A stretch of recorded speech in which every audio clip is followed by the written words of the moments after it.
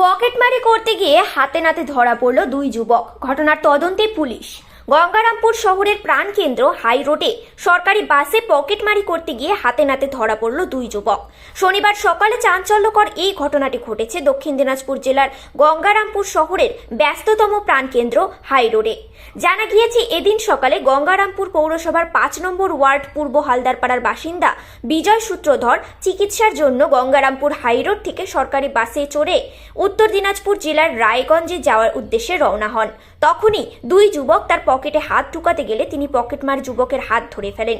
এরপর দুই পকেটমার তার হাত ছাড়িয়ে পালিয়ে যেতেই তিনি চিৎকার করেন এবং সঙ্গে সঙ্গে হাই রোডে কর্তব্যরত সিভিক ভলেন্টিয়ার্সরা দুই যুবক পকেটমারকে ধরে ফেলে।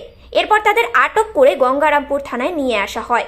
থানাতে তাদের তল্লাশি করতেই ওই ব্যক্তির চুরি যাওয়া 1270 টাকা উদ্ধার হয় দুই যুবক পকেটমারের কাছ থেকে। দুই যুবকের বাড়ি উত্তর দিনাজপুর জেলার কালিয়াগঞ্জে বলে জানা গিয়েছে গঙ্গারামপুর পুলিশ সূত্রে। পুলিশ দুই যুবককে আটক করে পুরো ঘটনার তদন্ত শুরু করেছে। গঙ্গারামপুর শহরের প্রাণকেন্দ্র হাই রোডে সাত সকালে এমন ঘটনায় ব্যাপক চাঞ্চল্যের সৃষ্টি হয়েছে। ঘটনাটা আমি রায়গঞ্জে ডাক্তার দেখাতে যাবো, বুঝলেন, রায়গঞ্জে ডাক্তার দেখাবো, স্টেট আসছে, স্টেটে আমি উঠতে দিচ্ছি। এর মধ্যে দুটো ছেলে আমাকে ধাক্কা দিয়ে বলছে উপরে উঠাই দেয়। তখন আমি পকেটে হাত দেখতে পাই।